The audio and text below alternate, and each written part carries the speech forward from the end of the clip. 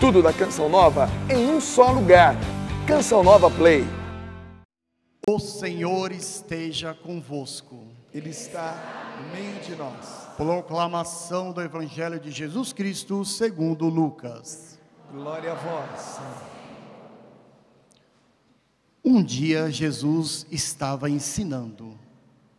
À sua volta estavam sentados fariseus e doutores da lei, vindo de todas as aldeias da Galileia, da Judéia e de Jerusalém. E a virtude do Senhor o levava a curar. Uns homens traziam um paralítico no leito e procuravam fazê-lo entrar para apresentá-lo. Mas, não achando por onde introduzi-lo, devido à multidão, subiram ao telhado e por entre as telhas o desceram com o leito no meio da assembleia diante de Jesus. Vendo-lhes a fé, ele disse: homem, teus pecados estão perdoados. Os escribas e fariseus começaram a murmurar, dizendo: quem é este que assim blasfema? Quem pode perdoar os pecados, senão Deus?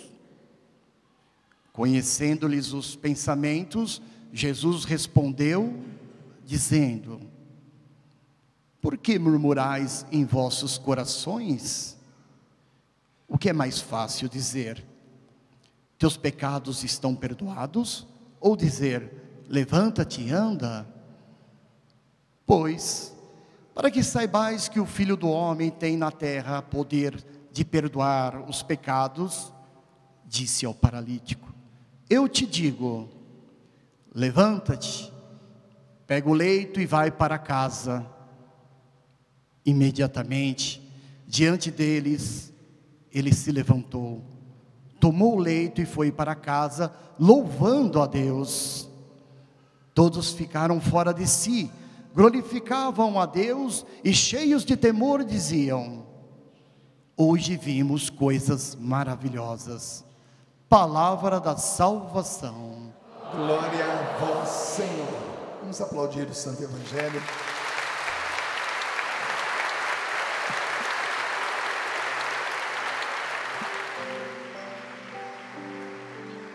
Eis que vem o nosso Deus, Ele vem para salvar.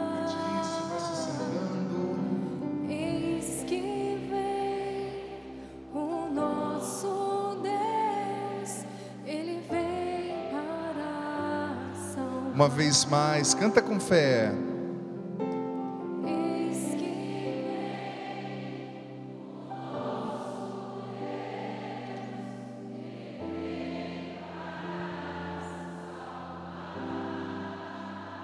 Eis que vem. Eis que vem o nosso Deus, Ele vem para salvar. Querido filho, filha presente aqui na Catedral Maronita Nossa Senhora do Líbano, você que nos acompanha também pela TV Canção Nova, quero começar já esse momento de reflexão, saudando aqui com muito carinho também Dom Edgar, que é o eparca maronita no Brasil, o bispo maronita. Nós estamos na Catedral Maronita, também todos os padres que vivem aqui com ele. Agora deixa eu te fazer uma pergunta. Você com certeza prestou atenção na primeira leitura, sim ou não? Posso sair perguntando com o microfone aí? Oh, vocês estão enrolando, hein? Enrolar padre é pecado, hein? Veja bem, essa primeira leitura, em todo o ciclo do tempo do advento, é uma das mais bonitas, no meu ponto de vista. Sabe por quê? Porque ela traz aquilo que no estudo da Bíblia a gente chama de promessa messiânica. O que é uma promessa messiânica? Uma promessa que tem a ver com o Messias e uma promessa de um tempo novo, de bênçãos de Deus para a nossa vida. Mas vamos entender, Porque nós corremos o risco, muitas vezes, veja bem, nós corremos o risco de achar que a bênção é uma coisa que só vem de Deus para nós. É uma coisa somente que eu peço, Deus me dá. Mas, veja bem, existe uma dinâmica. Para eu ser alvo da bênção de Deus, eu também preciso fazer a minha parte. Eu também preciso entrar neste processo. E olha só o que a leitura está dizendo. Alegre-se a terra que era deserta e intransitável. Exulte a solidão e floresça como um lírio. Numa escala de 0 a 10, qual é o nível da sua alegria? Diga para quem está do seu lado aí. A Regina, que está aqui no primeiro banco, não conta. Que ela é animadora de velório, viu? Até no velório ela faz o povo rir. 0 a 10, qual é o nível da sua alegria? Mas veja bem, alegria não quer dizer euforia, viu? Euforia. Eu tenho um amigo, tadinho, que quando ele ficava descontrolado, pouco descontrolado emocionalmente, ele tinha crise de riso. E um dia foram avisar que uma pessoa da família dele tinha morrido. O que ele fez? Falei, você é doido. Mas depois cada um fica nervoso, tem a sua reação, né? Alegria não é euforia, não é você rir quando alguém morre, por exemplo. Euforia é aquele barulho. Tem gente que só faz barulho, né? Alegria é algo que vem de dentro. A leitura está falando de alegria. Gente, alegria é uma coisa que a gente precisa cultivar. O Papa Francisco disse em 2017, num discurso que ele fez em agosto de 2017, olha só que frase linda: o Evangelho é uma boa nova portadora de uma alegria contagiante, porque contém e oferece uma vida nova. A alegria verdadeira, ela brota do nosso relacionamento com Deus. Veja bem, e a alegria é algo que nos sustenta diante das provações. Porque veja bem, você conhece alguma pessoa amarga? Se tiver aqui, não aponta, por favor. Conhece? Eu lembro quando eu era gurizão, a minha mãe falava assim, fulana é mal amada. É um ditado que tem, né? Mas é verdade. A pessoa que foi mal amada na vida e não conseguiu fazer essa travessia de se deixar curar por Deus, ela se torna amarga, ela se torna pesada, sem alegria. Você já viu que tem gente leve e tem gente pesada? E aqui eu não estou falando de balança, tá? Estou falando em outro sentido. Você não vai falar que o padre está fazendo bullying com os gordinhos. Não é isso. Começar de mim, que peso 103 quilos. Quando eu saí daqui eu pesava 100. Engordei lá em Cachoeira Paulista. Eu falei, estou morando com 9 padres. E o que os padres fazem é melhor. 2 coisas. Primeira é rezar, a segunda é comer. Gente, já viu aquele ditado? Comigo a um padre? Não é à toa esse ditado. Tenho descoberto isso. Mas veja bem, tem pessoas que são leves, que enfrentam a vida com leveza, e tem pessoas que são pesadas, que não têm alegria para enfrentar. Jesus disse no Evangelho de Mateus capítulo 6, que a nossa preocupação não pode acrescentar 1 minuto à nossa vida, 1 dia à nossa vida. Se preocupação resolvesse problema, se preocupação desse dinheiro, o que ia ter de gente milionária nessa igreja hoje? Não é verdade? Preocupação, a única coisa que faz é fazer o teu cabelo cair. Você que ainda tem algum cabelo, né? Tem uns irmãos que já não tem mais. Mas olha, preocupação não resolve problema. Por isso que nós precisamos manter os olhos fixos em Deus. Porque quando você mantém os olhos fixos em Deus, você vai enfrentar luta sim. O Dunga escreveu um livro muito bonito que se chama 5 Fases da Pessoa Vencedora. É isso, né, Dunga? Eu e o padre Marcelo Rossi fizemos juntos, tivemos a alegria de fazer a apresentação desse livro. Um livro muito bonito. A vida passa por fases. Você vai passar por fases, como o Dunga escreveu. Fases de tristeza, fases de luto. Talvez hoje você esteja passando uma fase difícil na sua vida. Talvez hoje você esteja passando uma fase desafiante, de desemprego, de problema emocional, de depressão, de conta para pagar. Conta é uma coisa que existe na vida da gente, né? Meu Deus, multiplica. Conta e louça, não é de Deus isso, não é. Você já percebeu? Esse dia eu estava na casa com os padres, assisti um filme. Gente, sério, eu não estou mentindo, Deus sabe. Eu lavei toda a louça, passou 10 minutos, estava tudo lá. De novo. Um vem, toma uma água, deixa um copo, que raiva. E as pias são desse tamanho, eu lavo louça assim, ó. A hora que acaba eu estou assim, ó, travou. Horrível. Mas veja bem, cultivar alegria é um exercício. Eu tenho comigo 3 frases que eu gosto sempre de repetir. A primeira é a seguinte, você vai repetir comigo. Só bate carro quem tem. Repete comigo. Segunda frase. Só tem problema na família quem tem uma. Terceira frase. Só tem problema quem está vivo. Você está vivo?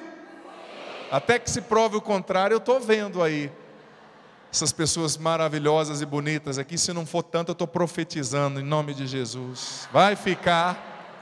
O Espírito Santo vai transformar de dentro para fora.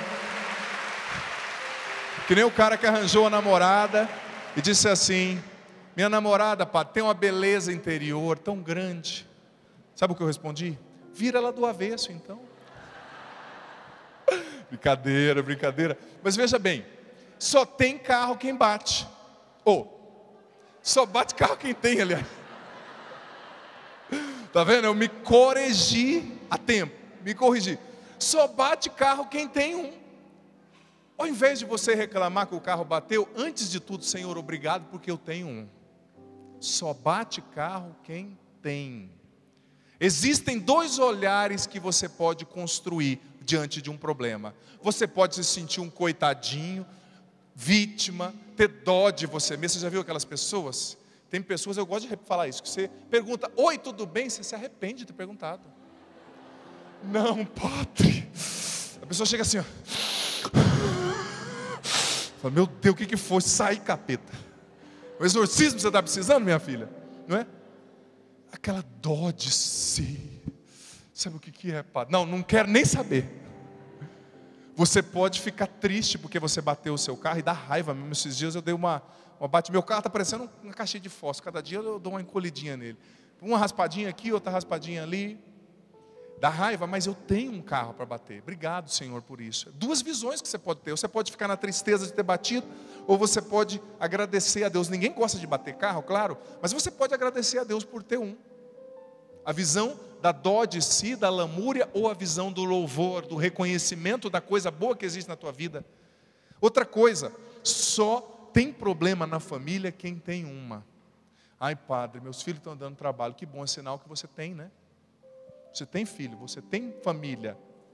Eu gosto de contar essa história, eu contei lá na Canção Nova, e aqui vocês já conhecem todas as minhas histórias, eu estou até sem graça, né? Porque eu fiquei 6 anos e pouco aqui, né? Eu estou pensando, qual que eu não contei aqui ainda? Tem que ser nova, mas essa não é muito nova não. Que um dia, quando eu era padre recém-ordenado, chegou uma mulher ali dos seus, devia ter quase 50 anos, 40 e pouco, 50, chorando no confessionário, né? Depois, aliás, da confissão, chorando e falando, ai padre, eu estou sofrendo tanto com os meus filhos, não é? Está tão difícil. E eu, claro, respeitei ali o sofrimento dela. Passou aquele momento, chegou uma outra mulher, mais ou menos da mesma idade, até parecia com ela, chorando. Estou chorando porque eu não tenho filho, padre. Falei, ué, uma chora porque tem, outra chora porque não tem. O que eu faço, Jesus? Me ajuda, me dá uma luz. Achei que ser padre era mais descomplicado, eu falei para Jesus na época, né? Mas para dizer que a gente corre o risco de ser picado pelo vírus da insatisfação. Tudo está ruim. Mas se você está tendo problema na sua família, é porque Deus te deu a graça de ter uma família. Sabe? Não se deixe dominar pela amargura que te faz ser um constante insatisfeito diante da vida. Sabe, tem gente que se matriculou na fila da insatisfação. Quem tem cabelo liso quer ter enrolado, quem tem enrolado quer ter liso, quem é grande quer ser baixo, quem é baixo quer ser grande, quem é assim quer ser... Se contente com o que você tem, porque Deus já tem feito muito na tua vida, tenha certeza disso. Se você for honesto e olhar, você vai ver que na sua vida existem muitas bênçãos. Teus filhos estão dando problema? Vai passar essa fase.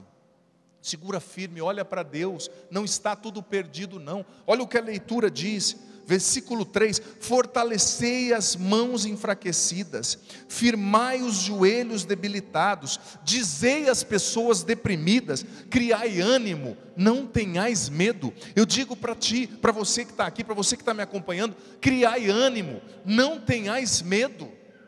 Às vezes na vida da gente as coisas não acontecem como a gente queria, mas Deus tira um bem maior de tudo. Você não está sozinho, você não está sozinha. Olha para Deus, não deixa a tristeza, a amargura, a autocompaixão, a autopiedade tomar conta de você. Você não é um coitadinho, você é um vencedor em nome de Jesus. Você é uma vencedora. Coragem. Sabe, muitas vezes a gente vai deixando o medo, a tristeza, a amargura tomarem conta do nosso coração. Não seja refém do medo. Quando o medo bater a porta do teu coração, peça para a fé e atender. Peça para a fé e atender. Não fique ouvindo a voz do medo, ouça a voz de Deus. Sabe, a gente precisa lutar para cultivar coragem. A palavra coragem vem do latim, coragem. Ação do coração, de dentro para fora, onde Deus habita, na alma, no coração. Criai ânimo. A palavra ânimo também vem do latim anima, quer dizer alma. Quanta gente sem alma, gente. Você já viu que tem gente que é oca, sopra um vento, que nem aqueles bambu oco, né? Sopra um vento, já derruba. Não tenha medo, tenha fé. Falar em não ter medo, eu lembrei de uma história agora. Essa é nova e é verídica. Estava lá em casa, eu moro agora em Cachoeira Paulista, e os meus vizinhos do fundo são maravilhosos. Gente, não tem funk até de madrugada, não tem barulho, não tem nada. No fundo da minha casa tem um cemitério lá em Cachoeira Paulista. Sossego. O Dunga conhece lá. Ele mudou para o outro lado lá, ele não é besta. Eu fiquei lá perto, de vez em quando eu estou falando e olho na janela, minha mãe, onde você está? Mãe, estou olhando para um povo aqui, como é que é esse povo? Tudo morto. É o cemitério, mãe, calma. Não é? E você acredita que lá do cemitério, não tem como detetizar um cemitério inteiro, começaram a aparecer uns amiguinhos visitando o meu quarto? Escorpião. E esses dias eu estava rezando, eu estava vendo uma situação, eu falei, Senhor, me dá coragem, eu pedi na capela. A gente tem que pensar o que a gente pede para Deus, né? Me dá coragem. De repente, naquele dia mesmo fui ao banheiro, e a hora que eu estou no banheiro, eu olhei assim no meu pé direito, um negócio preto no chão, assim, a 2 centímetros do meu pé. A hora que eu vejo era um escorpião, medonho de grande, gente. O escorpião era assim, ó. Não, assim, desculpa, assim era o olho dele, era o olho. Ele mesmo, quer ver? É do tamanho do Dunga, mais ou menos. Brincadeira. Não era tão grande, mas era para um tamanho de escorpião. Não era do tamanho do meu pé, 45, 46. Mas para o tamanho do escorpião era grande. Gente, a hora que eu vi aquele escorpião, me baixou uma macheza. E eu corri que nem um doido. Gente do céu, corri. E o duro que eu tinha deixado a minha porta meio aberta, eu não fui correndo e não dei de testa na porta. Aí claro que quando eu dei de testa na porta, eu já falei, glória a Deus no mais alto dos céus. Pensei em outra coisa, sou sincero. Mas eu falei, glória a Deus. Né? Aí eu fiquei pensando, mas depois eu fui, voltei. Coitado do escorpião, joguei só o meu sapatinho pequeno na cabeça dele, foi uma só. Né? Desculpa os defensores dos animais, mas ali não tinha jeito. Não tinha jeito. Eu acertei a cabeça do escorpião, ele nem deu tempo dele falar nada. Ele nem me desejou a paz de Cristo antes, nem nada do gênero. Eu acho que aquele escorpião era carismático, porque ele veio da direção da capela, sabe? Mas não teve jeito, eu tive que fazer o serviço. Acabei com o escorpião, gente. Mas olha, como as situações da vida, se você tiver um olhar maduro, até mesmo os problemas tiram o melhor de você. Tiram o melhor. Não é que eu gosto de escorpião, nem tenho um escorpião de estimação. Mas depois daquele dia, sabe que eu perdi o medo? Falei, se ele tiver que entrar, ele vai entrar mesmo. Eu estava perdendo o sono antes, sonhando com um escorpião gigante me perseguindo, coisas do gênero. Perdi o medo. A provação faz a coragem surgir no teu coração, não é? Eu tinha pedido para Deus coragem, só que se eu soubesse a pedagogia que Ele ia usar, eu tinha pedido outra coisa. Cadeira, a culpa não é de Deus, né? É uma questão geográfica ali. No Vale do Paraíba tem muito escorpião mesmo, né? Em vários outros lugares. Mas enfim, gente, a gente precisa aprender a enxergar em cada dificuldade uma oportunidade. Cada dificuldade esconde uma tremenda oportunidade de crescimento, de maturidade. E amadurecer dá trabalho, viu? Mas não amadurecer dá muito mais trabalho, porque você vai viver a vida inteira como uma pessoa infantil, uma pessoa sem constância, sem conquistas. Eu gostei muito do livro do Dunga, porque ele fala das fases que a pessoa passa. a pessoa vai ser zombada, a pessoa vai viver certas coisas até ela chegar a um grau de maturidade. Ele fez essa construção, não é? E na vida da gente, a gente precisa aprender a enxergar as dificuldades como oportunidades. Veja bem, como a última frase que eu disse, só tem problema quem está vivo. Aqueles meus vizinhos lá do fundo não tem mais problema. Eu nunca ouvi ninguém ali no cemitério dizendo: ai, meu filho está dando problema, ai, meu marido bebe, ai, pá, estou engordando. Não, ali acabou, né? Ninguém reclama mais. Mas aprenda a enxergar na dificuldade uma oportunidade. E exemplo concreto disso, gente, é esse evangelho. Eu sou admirado com esse evangelho, porque veja bem, olha que pessoas persistentes, fortes. Se fosse eu, imagina, eu gosto muito do Dunga. Se o Dunga tivesse, Deus o livre guarde, como diz lá em Minas, paralítico, se eu chegasse num lugar, tivesse cheio de gente, olha aqui, ó, olha para quem está do seu lado, olha quanta gente, olha que pessoa bonita que Deus colocou no seu lado. Se não for, profetiza, como eu falei, sabe? Imagina você chegar num lugar cheio de gente, está lá Jesus, o homem forte que tem poder de curar, e eu estava ali com um amigo paralítico. Se tivesse cheio de gente, eu ia falar para ele: eu acho, viu, olha, eu preciso me converter nesse sentido. Eu ia falar: ah, Dunga, fulano, hoje está muito cheio, vamos voltar outro dia. Você ouviu o evangelho. Eles chegaram com aquele homem paralítico, eles viram que estava lotado, mas eles fizeram um buraco no teto e baixaram o paralítico pelo teto, gente. Isso não é enxergar na dificuldade uma oportunidade? Sim ou não? Nós precisamos aprender desse evangelho essa virtude. Sobretudo quem é líder, você que é líder. Um padre é líder, um pai é líder, uma mãe é líder, um executivo é líder, um professor. A liderança precisa exercer essa virtude de enxergar na dificuldade a oportunidade. Mas não só a liderança, todo mundo. Esses homens podiam ter reclamado, esses homens podiam ter parado naquilo. Mas veja bem, imagina o trabalho que não deu. Subir lá e abrir um buraco no teto. O que moveu esses homens? Pergunte para você mesmo. O que moveu esses homens a fazerem isso? 3 coisas moveram esses homens.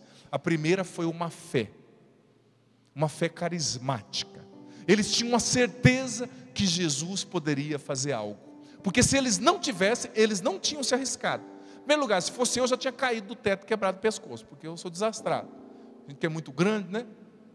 Eles se arriscaram, eles podiam ser repreendidos por Jesus, pelo dono da casa, mas eles tinham fé, a certeza, se nós chegarmos diante de Jesus, Ele vai fazer algo.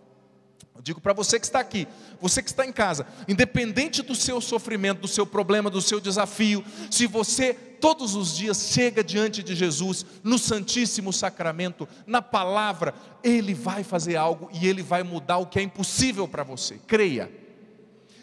A leitura diz que Ele vai fazer surgir, no versículo 7, rios no deserto. Primeira leitura disse, a fé moveu aqueles homens, mas não só a fé, um amor muito grande por aquele paralítico, não é? É ou não é verdade? E quantos paralíticos existem na nossa família, na nossa vida? É ou não é verdade? Aquele irmão paralítico no orgulho, paralisado no orgulho, aquela mãe paralítica na mágoa, aquele marido paralítico no vício, aquela situação que te paralisa, que paralisa alguém da sua família, mas o amor move o coração na direção do milagre. Aqueles homens realmente se importavam com aquele paralítico, e é esse amor que foi o combustível para Jesus tocar. Talvez não foi nem a fé do paralítico, mas foi a fé e o amor daqueles homens que motivou Jesus a realizar aquela cura. Talvez o teu marido, teu filho, o teu pai, o teu pároco nem queira tanto ser curado, a tua filha, mas o teu amor que se transforma em oração vai ser o combustível para Jesus realizar um milagre na vida dessa pessoa. E a terceira coisa que me chamou a atenção nesse evangelho, o que motivou aqueles homens foi uma disposição tremenda de servir. Gente, essa também é uma virtude que todos nós precisamos cultivar, sobretudo o líder. A liderança é eficaz quando ela é servidora. A exemplo de Jesus que lavou os pés dos discípulos. A exemplo do que o Papa Francisco tem nos ensinado. Eles serviram, eles podiam chegar lá, olha, nós somos os amigos do paralítico. Poderiam criar o grupo de oração AP, Grupo dos Amigos do Paralítico, né? se reunia para fazer o texto toda segunda noite, depois comer pão de queijo, não. Mas eles não foram ali para ter uma convenção social, eles foram para servir. Eles arregaçaram as mangas, tiraram a telha, subiram o paralítico, desceram diante de Jesus. Quando você serve sinceramente a Deus, por amor, milagres acontecem. Amém? Vamos aplaudir o nosso Deus, que pode realizar maravilhas, nós cremos. Tudo da Canção Nova em um só lugar. Canção Nova Play.